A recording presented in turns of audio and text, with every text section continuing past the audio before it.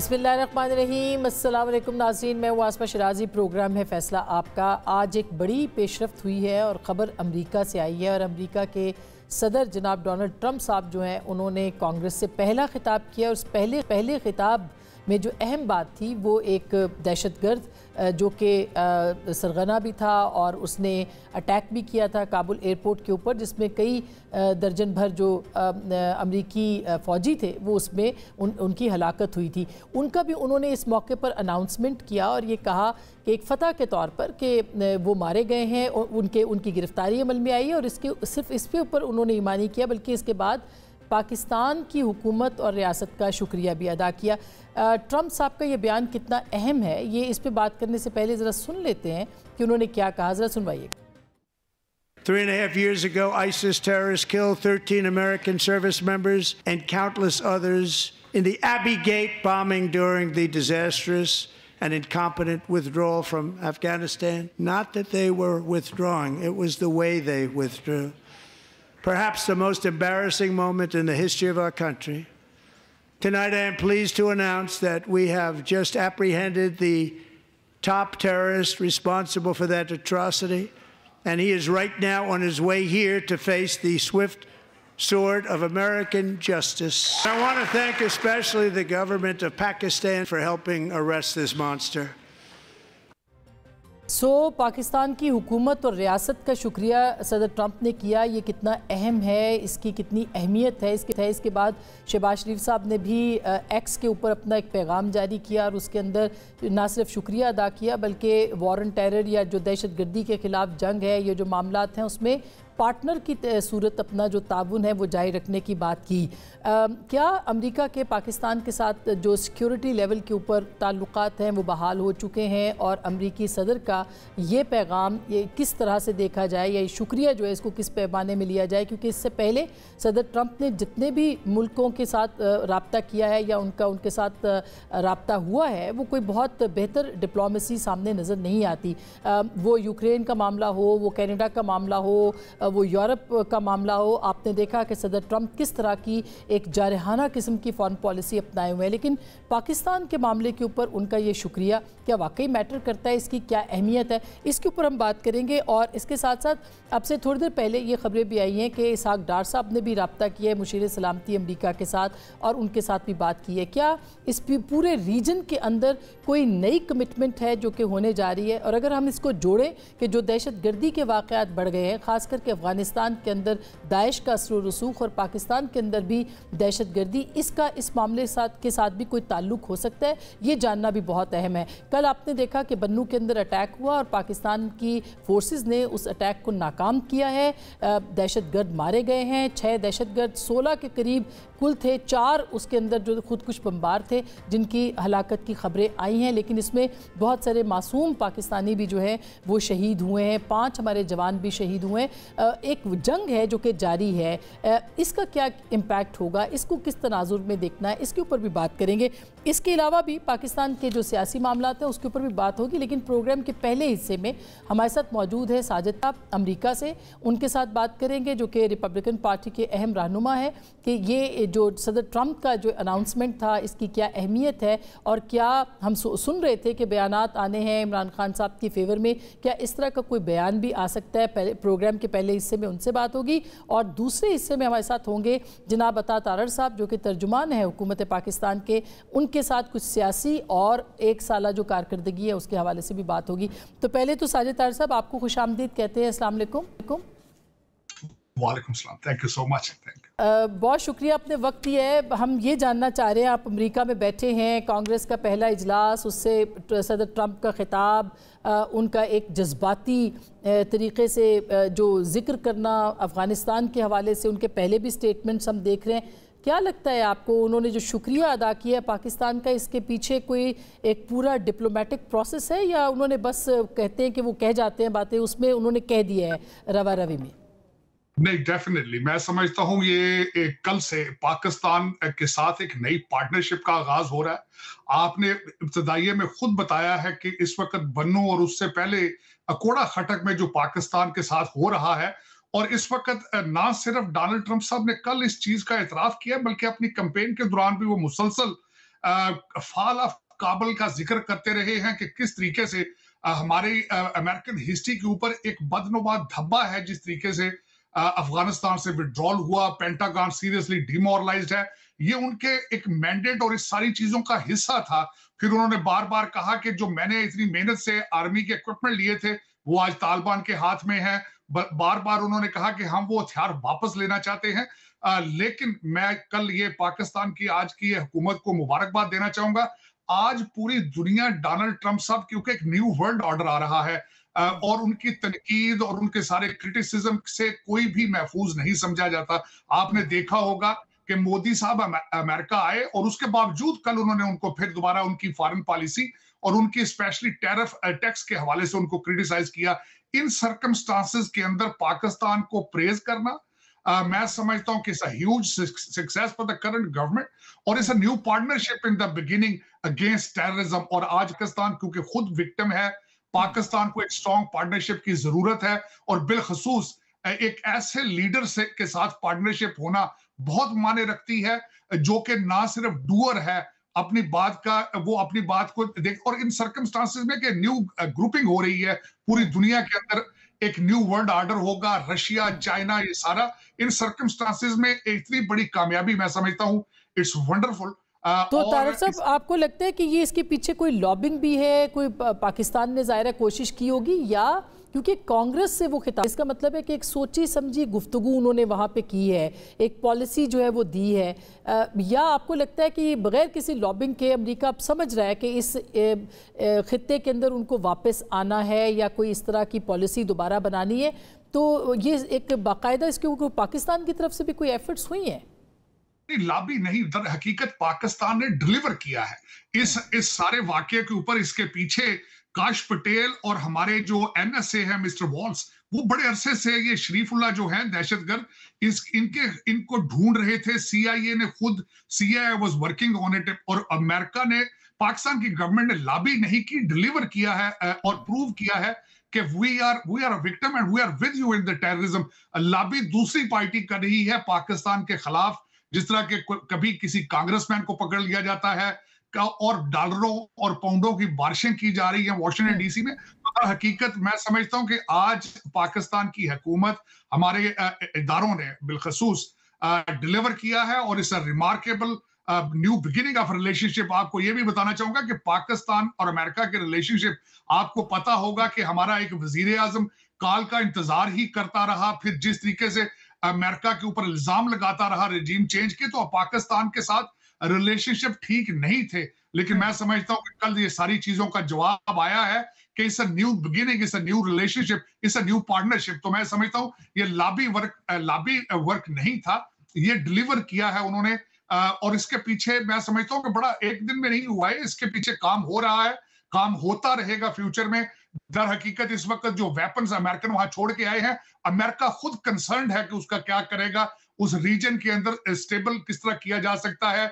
Donald Trump साहब एक air base रखना चाहते थे अफगानिस्तान में, और अफगानिस्तान आज के हालात आप देखें किस तरह आपका काबुल ग्रुप और आपके दूसरा कंधार ग्रुप और दूसरे ग्रुप जो आपस में खींचातानी शुरू हो चुकी है। तो they are existing ticking bomb मेरा ख्याल में, उसको एड्रेस करना बड़ा जरूरी है, बहुत जरूरी। बिल्कुल, आपने पहले भी कहा था कि जाहिर है कि स्टेट टू स्टेट ये मामलात होते हैं। क्या अभी हम कुछ दिन पहले हमने ये भी खबरें सुनी कि वहाँ पर जो कोशिश हो रही थी कि इमरान खान साहब के फेवर में कोई बयान आ जाए, तो कोई कमिटमेंट मौजूद है डोनाल्ड ट्रंप साहब की, जो कि उन्होंने पीटीआई के वहाँ के जो सरकर्दा लोग हैं उनको दी है कि वो उनके हक में कोई बयान देंगे? क्या ये बात दुरुस्त है?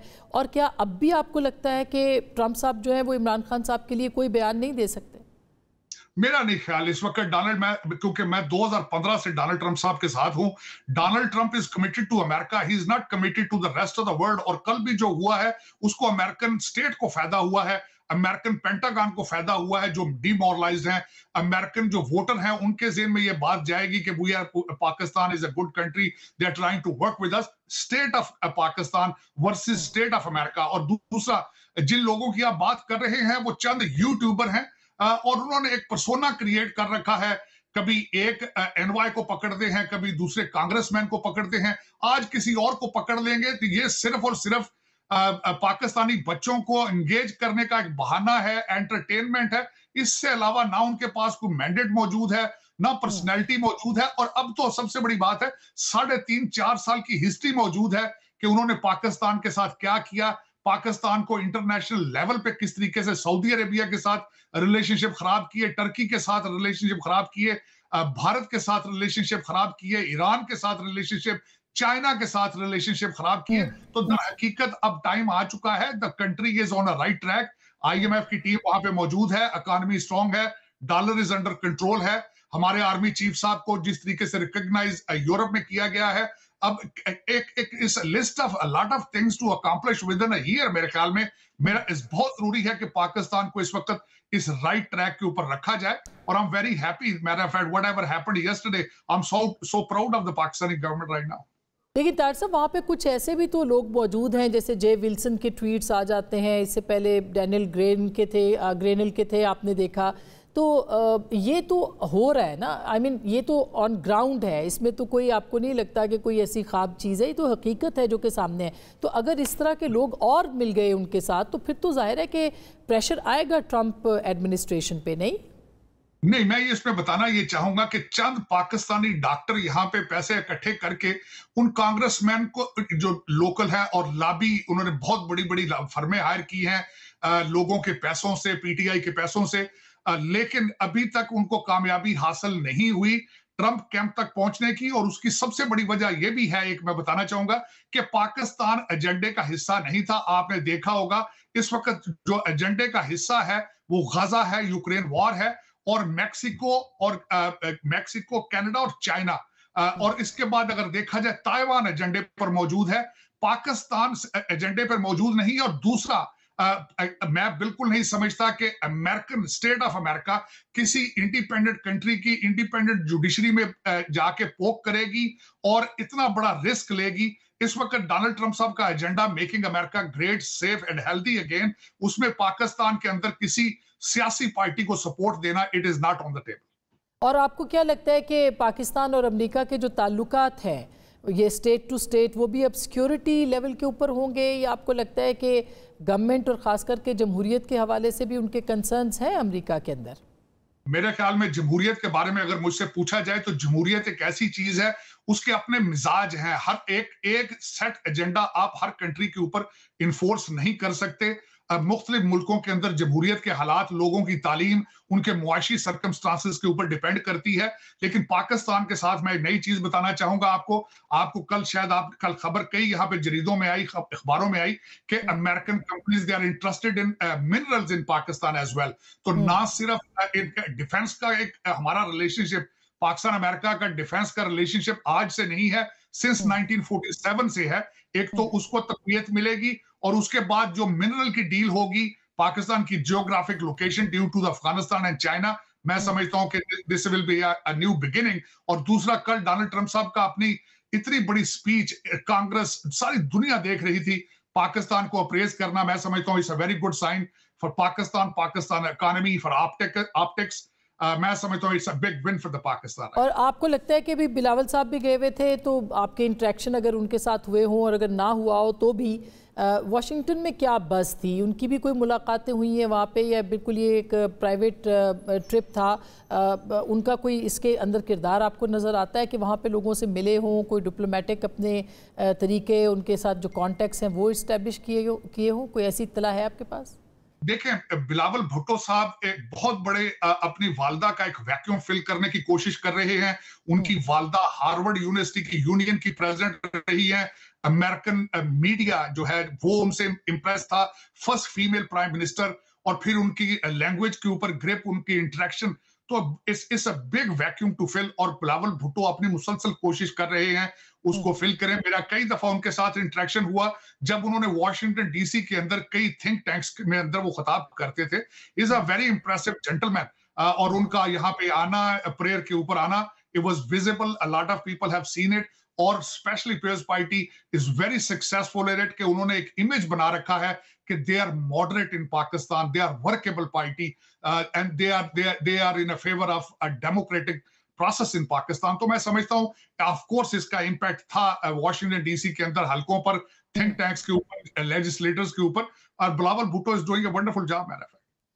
लास्टली ये जानना चाहूँगी आपसे कि आपको क्या लगता है कि पाकिस्तान और अमेरिका के जो ताल्लुकात हैं वो शख्सियात से हटके रियासत के जो ताल्लुकात हैं वो आगे बढ़ेंगे? और आपने बताया कि कुछ इन्वेस्टमेंट की बात हो रही है, कुछ यहाँ पे जो है वो ज़ाहिर है दाइश के हवाले से कंसर्न्स मौजूद हैं, सिक्योरिटी के कंसर्न्स मौजूद हैं, शायद बगराम बेस के हवाले से बात हो रही है, अभी असिस्टेंस भी पाकिस्तान की मुअत्तल नहीं की अमेरिका ने।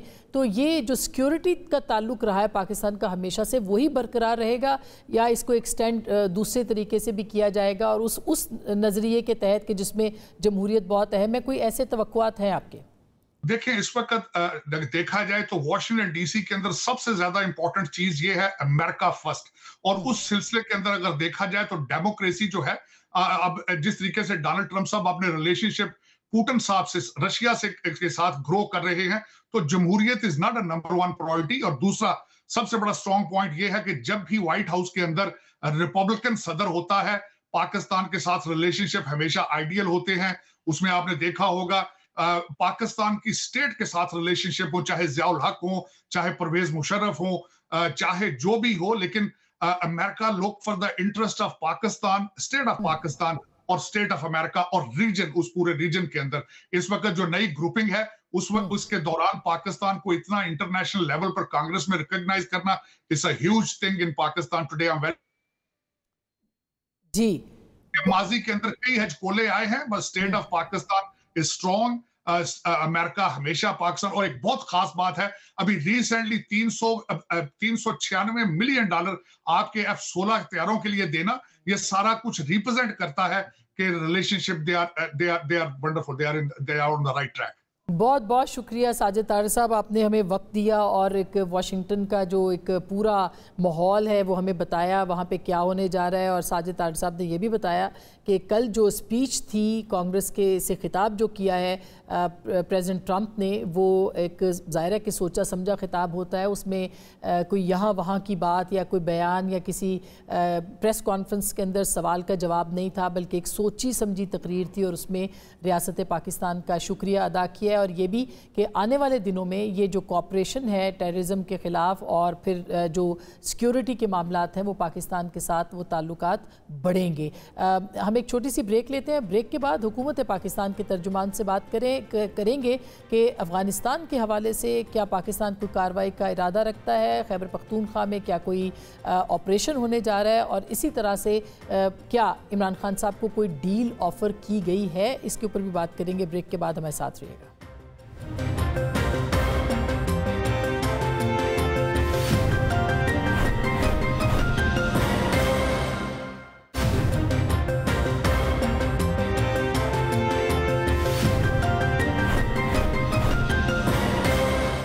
Welcome back. एक दफ़ा फिर आपको खुश आमदीद कहते हैं। प्रेसिडेंट ट्रंप का पाकिस्तान को शुक्रिया और पाकिस्तान की तरफ ये कोई पैगाम है या नहीं, इसके ऊपर भी बात करेंगे। दहशतगर्दी की जो नई लहर है, क्या किसी ऑपरेशन के इम्कानात हैं, और अमेरिका के साथ जो ताउन है वो किस नौइयत का हो सकता है। फिर पाकिस्तान की जो सियासी मामलात हैं, 1 साल पूरा हुआ, इसके ऊपर हमारे साथ मौजूद हैं हुकूमत पाकिस्तान के तर्जुमान जनाब अता तारिर साहब, उनसे हम बात करते हैं। अस्सलाम वालेकुम अता साहब। जी अता साहब, आपको थैंक यू वेरी मच, बहुत शुक्रिया जी। बहुत शुक्रिया। पहले तो ये बताइएगा कि वज़ीर आज़म पाकिस्तान ने प्रेसिडेंट ट्रंप का शुक्रिया अदा किया है, एक पार्टनरशिप की बात की है। हम जान सकते हैं कि ये एक तो ये कितनी गैर मामूली डेवलपमेंट है, हुकूमत पाकिस्तान इसको कैसे देख रही है, और ये किस किस्म की पार्टनरशिप है जो कि अमेरिका के साथ पाकिस्तान के प्राइम मिनिस्टर फोरसी कर रहे हैं? बहुत शुक्रिया। देखिए, जो दहशत गर्दी है वो ना सिर्फ जो इलाकाई अमन और इस्तेहकाम है उसके लिए बहुत बड़ा ख़तरा है, जिस तरह वज़ीर आज़म साहब ने अपने ट्वीट में कहा, ये कॉमन गोल है ह्यूमैनिटी का और इंसानियत का कि दहशत गर्दी का ख़ात्मा हो।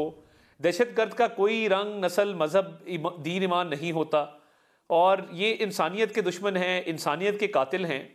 तो मैं समझता हूँ कि जो वज़ीर आज़म साहब ने प्रेसिडेंट डोनाल्ड ट्रंप के आज खिताब के हवाले से एक ट्वीट किया और उसमें इज़हार तशक्कर किया और शुक्रिया अदा किया, तो उसमें उन्होंने कहा कि ये जो ख़ात्मा है दहशत गर्दी का, उसमें मिलके हम मज़ीद काम करेंगे, कि ऑलरेडी भी काम हो रहा है, मज़ीद भी करेंगे। अब ये जो एक अफगानी नेशनल था जो पाक अफगान बॉर्डर एरिया से जो है वो एप्रीहेंड किया गया है पाकिस्तानी सिक्योरिटी फोर्सेस की तरफ से। ये एक खतरनाक दहशतगर्द था और मुतअद्दिद कार्रवाइयों में मुलव्विस था। तो मैं ये समझता हूँ कि वज़ीर आज़म साहब ने जो शुक्रिया के साथ साथ काम करने की बात की है वो दहशतगर्दी के खात्मे के लिए हम पुरज़म हैं। हुकूमत पाकिस्तान भरपूर जो है वो अपना किरदार अदा कर रही है, करेगी, और ये इलाकाई अमन और इस्तेहकाम बहुत ज़रूरी है। और देखिए पाकिस्तान ने जो 80,000 जानें कुर्बान की, जो शहीद हमारे शोहदा हैं जिसमें फ़ौज, सिविलियंस, पुलिस, रेंजर्स, वो उसका भी जिक्र आज वज़ीर आज़म साहब ने किया। तो मैं ये समझता हूँ कि इसके लिए आगे मज़ीद बढ़ेंगे।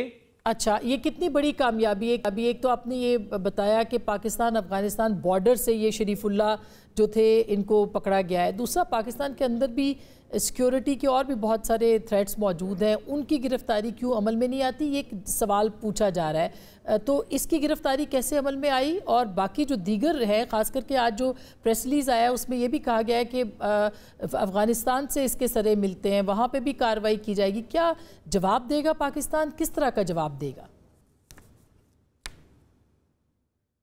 देखिए, एक तो सबसे पहली बात ये कि मुल्क के अंदर भी आप देखें आए रोज जो शहादतें हो रही हैं, हमारे पाक फौज के जवान, हमारे पाक फौज के अफसर, बन्नू में आपने देखा कल रात एक बहुत बड़ा जो एक डेंजरस प्लान था वो नाकाम बनाया गया। और कोशिश ये थी कि वो जो सुसाइड बॉम्बर्स थे वो घुसें और अंदर जाके जो है वो कार्रवाइयाँ करें। और एक व्हीकल बॉर्न IEDs भी मौजूद थी, सुसाइड जैकेट्स भी मौजूद थी, मगर उनको एंट्री के ऊपर ही न्यूट्रलाइज किया गया हमारी पाक फौज के जवानों की तरफ से। तो मैं समझता हूँ बहुत बड़ी कामयाबी है।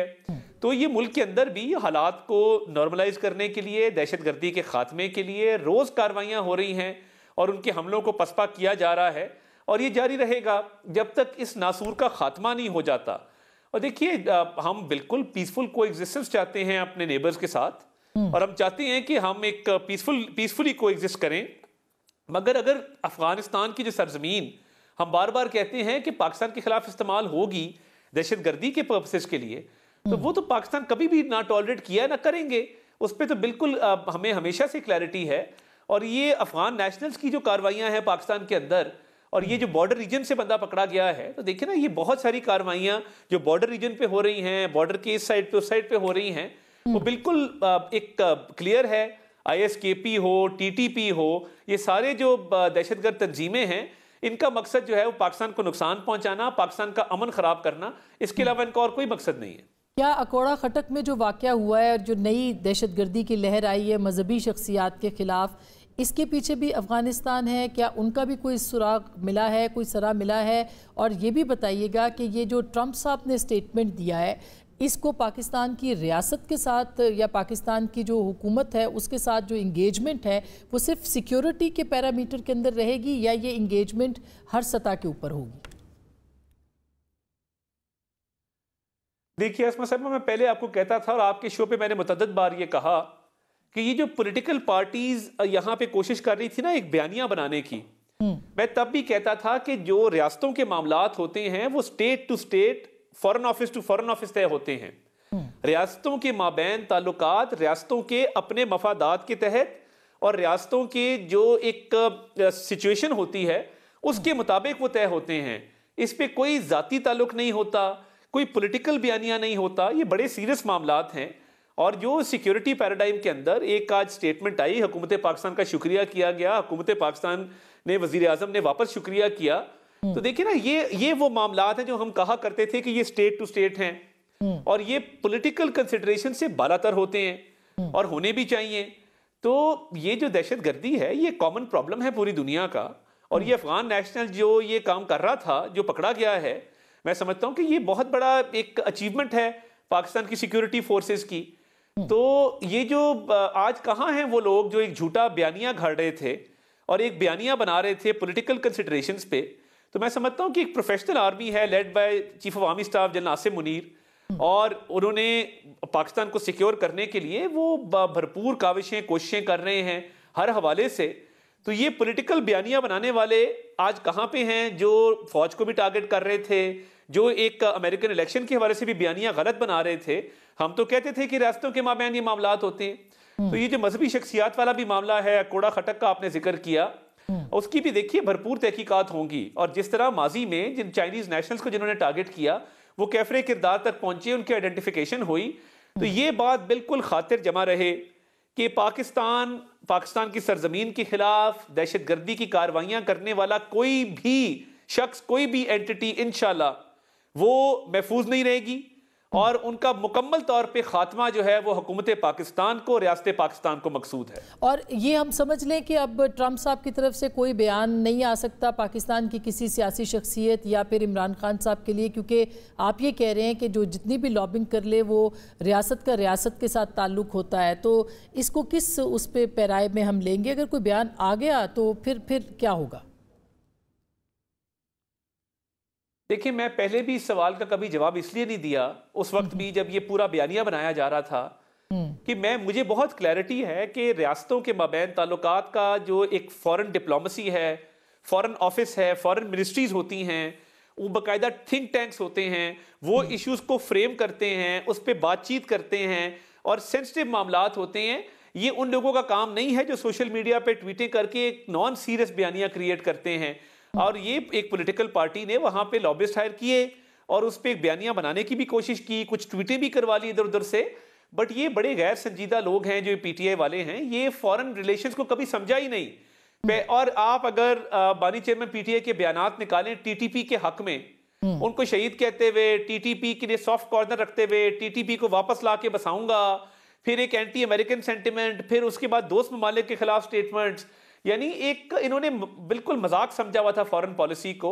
इन्होंने पाकिस्तान के तमाम दोस्तों को भी नाराज किया, पाकिस्तान की जिन से एक डिप्लोमेटिक रिलेशंस थे उनको दूर किया, सिर्फ कुछ लाइक्स और कुछ तालियां बजवाने के लिए और वाह वाह करवाने के लिए। ये लोग इस काबिल ही नहीं थे कि ये मुल्क की एडमिनिस्ट्रेशन को, फॉरेन पॉलिसी को रन कर सकते, और इसलिए वो आज इररिलेवेंट हो गए हैं और उनका पाकिस्तान की सियासत में अब कोई मकाम नहीं है, कोई हिस्सा नहीं है। लेकिन अभी जैसे आप हुकूमत की कारकर्दगी की बात कर रहे थे, ज़ाहिर है 1 साल तो हो गया आपकी हुकूमत को वजूद में आए। लॉ एंड ऑर्डर सबसे बड़ा मसला है अता तारड़ साहब, और इसको अभी तक यानी अमन व अमान की सूरत हाल, आपके मुखालफिन ये कहते हैं कि 60% जो पाकिस्तान है उसके अंदर रियासत की रिट नहीं है। बहुत सारे लोग ये कहते हैं, आप खैबर पख्तूनख्वा के अंदर देख लें, 5 बड़े अजला जो हैं वहाँ पे किस किस्म की अनरेस्ट है वो भी आपके सामने है, बलूचिस्तान भी। तो क्या आपको लगता है कि ये ऑपरेशन भी हुकूमत पाकिस्तान शुरू कर सकती है, और अमन व अमान के इस चैलेंज को कैसे आप निपटेंगे, ख़ास करके खैबर पख्तूनख्वा और बलूचिस्तान के हवाले से? देखिए, हुकूमत पाकिस्तान बड़ी सीरियस है नेशनल एक्शन प्लान पे, और एपेक्स कमेटी की मीटिंग्स भी होती हैं, अमल दरामद का जायजा भी लिया जाता है, और वज़ीर आज़म खुद एक एक पॉइंट पे जो है वो बड़ी अरक्रेजी करते हैं, चीफ ऑफ आर्मी स्टाफ पूरी इनपुट दे रहे हैं इसके अंदर। तो मुझे बताइए कि खैबर पख्तूनख्वा की हुकूमत कहाँ पे है? अगर उनको जलसों से, एजिटेशन से फुर्सत हो गई हो, तो क्या वज़ीर आला खैबर पख्तूनख्वा ने दहशतगर्दी के खात्मे के लिए जो सेफ सिटी प्रोजेक्ट था पेशावर का मुकम्मल कर लिया, जिस तरह कि लाहौर में मुकम्मल हो चुका शहबाज शरीफ साहब के दौर में? क्या उन्होंने काउंटर टेररिज्म डिपार्टमेंट रेज कर लिया? क्या उन्होंने अपनी पुलिस की कैपेसिटी बिल्डिंग कर ली? क्या उन्होंने दहशतगर्दी के खात्मे के लिए कोई वहाँ पे पॉलिसी वज़ा की? क्या उन्होंने दहशतगर्दी के तदारक के लिए, दहशतगर्दों से निमटने के लिए अपने अजला के अंदर अवेयरनेस कैंपेन चलाई? कोई लोगों को इस काबिल किया कि लोग इस बात को समझ सकें कि दहशतगर्दी के नासूर से कैसे निमटना है? जब सारा फोकस उनका पार्टी पॉलिटिक्स पे होगा और पेटी पॉलिटिक्स के ऊपर होगा, तो फिर इतने बड़े सूबे के अंदर जहां पे ये प्रॉब्लम सबसे ज्यादा है, वहां पे लोग सफर करेंगे। और इनको अभी भी चाहिए होश के नाखुन लें और for the sake of Pakistan की सालमियत की खातिर बतौर वज़ीर आला अपना किरदार अदा करें।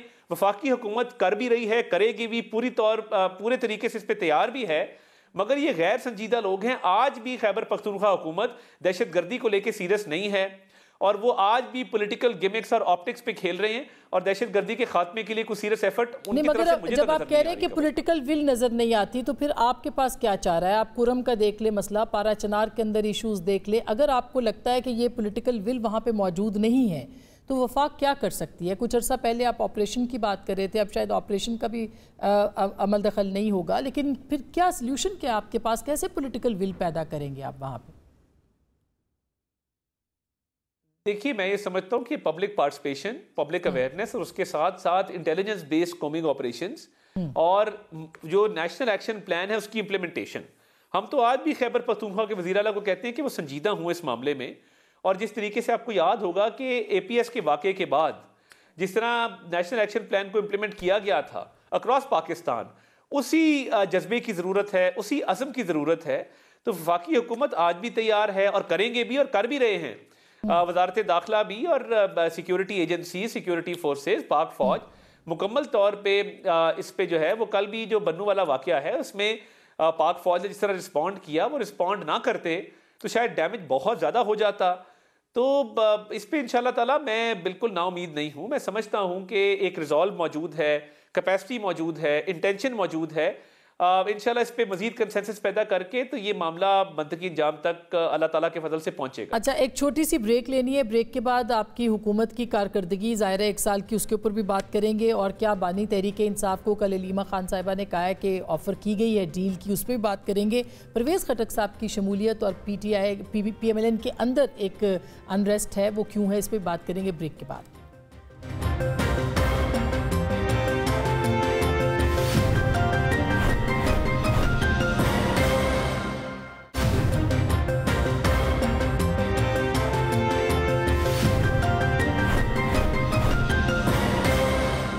Welcome back. वफाकी वज़ीर इत्तलात जनाब अता तारर साहब हमारे साथ मौजूद है। तारर साहब, इससे पहले कि इस पे आएँ कि वैसे तो बहुत लंबा मौजू है, लेकिन इसको समेटते हुए कि कारकर्दगी उसमें मीडिया आपके दौरे इक़्तिदार के अंदर जो है वो किस तरह से उसके ऊपर हो रहा है। अब देखें कि कुछ एंकर्स के ऊपर पाबंदी की ख़बरें हैं और ख़बरें नहीं हैं, वो वाकई ऑफेयर हैं।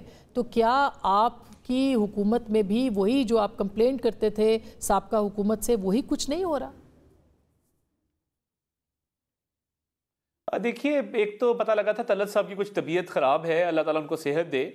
और पारस जहांजेब साहिबा के हवाले से ये बताया गया था कि वो उनका चैनल की मैनेजमेंट ने कोई फाइनेंशियल इश्यूज हैं जिस वजह से उनको ले ऑफ किया है। तो ये हर चैनल की इंडिविजुअल डीलिंग है। और काशिफ अब्बासी साहब भी ऑफर हैं।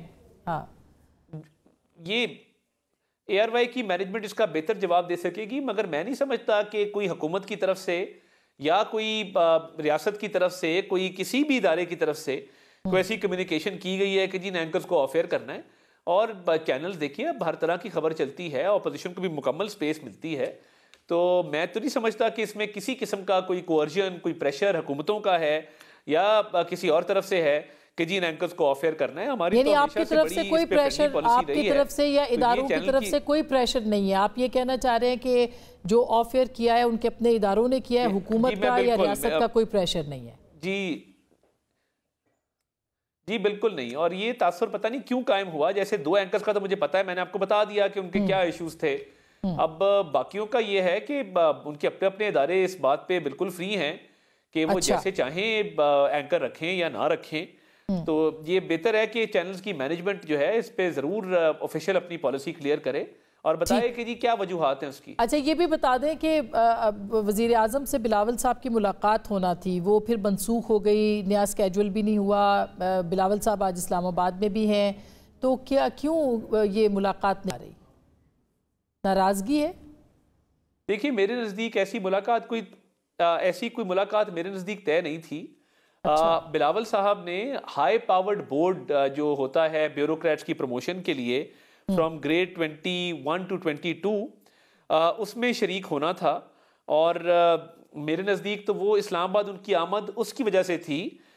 ऐसी कोई मुलाकात वैसे बिल्कुल अगर होगी तो इंशाल्लाह ताला ज़रूर आपको आगाह करेंगे और होनी चाहिए। बिल्कुल हम इत्तेहादी हैं। कुछ इख्तिलाफात की खबरें भी आ रही थी कि कुछ नाराजगी भी है। मुलाकात देखिए, बतौर इत्तेहादियों के वो उनका ऑब्वियसली रिजर्वेशन इश्यूज के ऊपर रहती है और मैं समझता हूँ ये एक हेल्दी ट्रेंड है, बिल्कुल रहनी चाहिए। और वो जो उनके तहफ़्फ़ुज़ात हैं वो दूर भी होने चाहिए। तो वो उनके तहफ़्फ़ुज़ात दूर करने के लिए हम जो मुमकिन हो सकेगा वो ज़रूर करेंगे। अच्छा। और भरपूर कोशिश होगी कि उनको राज़ी रखा जाए। हमारे वो एलाइज भी हैं, हमारे साथी भी हैं, हमारे लिए काबिल एहतराम भी हैं। अच्छा। तो जो भी उनके तहफ़्फ़ुज़ात हैं उसको दूर करने के लिए पूरी कोशिश की जा रही है। अच्छा, चलते चलते ये भी बता दें कि इमरान खान साहब का अलीमा खान साहिबा ने कहा है कि डील की ऑफ़र की गई है हुकूमत की तरफ से और इमरान खान साहब ने कहा कि वो चाहते क्या है उनको बता दिया जाए एक दफ़ा। तो क्या वाकई आप लोग कोई डील करना चाह रहे हैं खान साहब के साथ? देखिए, खान एक अब इररेलेवेंट आदमी है, ना उसकी सियासत में कोई स्टैंडिंग है, ना पार्टी उसकी कोई बची है। वो आपस में लड़ लड़ के Aleema group, Uzma group, Bushra group, Junaid Akbar group, Sher Afzal Marwat group, Salman Akram Raja group, हर बंदा एक दूसरे से लड़ा हुआ है, इसको सस्पेंड कर दो, इसको निकाल दो। मैं समझता हूँ इकॉनमी पे बात किया करें। पाकिस्तान की इन्फ्लेशन नीचे जा रही है, स्टॉक मार्केट ऊपर जा रही है, फॉरेन डायरेक्ट इन्वेस्टमेंट आ रही है। आज भी एक MOU साइन, महंगाई भी बहुत ऊपर जा रही है, जो है UAE का, महंगाई भी ऊपर जा रही है। आप कह रहे हैं अफराते ज़र की शरह में कमी हो रही है, लेकिन आम आदमी तक उसके असरात नहीं जा रहे। नहीं, वो पहुंचेंगे। देखिए, पिछले साल से आटा भी सस्ता है, पिछले साल से पेट्रोल भी सस्ता है, और प्राइस कंट्रोल के हवाले से मैकेनिज्म बना लिया गया है, और इसका आवाम तक इंशाल्लाह असर जरूर पहुंचेगा। तो देखिए, वो तो इररेलेवेंट हो चुके। महंगाई नीचे जा रही है, स्टॉक मार्केट ऊपर है, मुल्की हालात बेहतर हैं, फॉरेन पॉलिसी बेहतर है इस मुल्क की। तो मैं समझता हूं कि ये वो मामलात हैं जिस पे अवाम को इससे गर्ज है। वरना ये तो जिस तरह के इन्होंने पॉलिसीज रखी अपने दौर में, ये इररेलेवेंट लोग हैं, और इनकी पार्टी के तर्जुमानों का ही कोई हिसाब नहीं है। खान साहब के बिहाफ पे कौन बयान देता है, कौन नहीं देता। 50 लोगों की फौज है और एक दूसरे की टांगे काट रहे हैं। तो ये मकाफाती अमल है। कौम को तकसीम किया, नफरत के बीज बोए, आज वही फसल ये खुद काट रहे हैं। ताहिर साहब, बहुत बहुत शुक्रिया। बहुत सारे मौज़ूआत पे गुफ्तगू रह गई है क्योंकि वक्त की किल्लत है, लेकिन इंशाल्लाह किसी और वक्त ज़रूर आपसे बात करेंगे। नाज़रीन, गुफ्तगू आपने सुनी, फैसला आपका।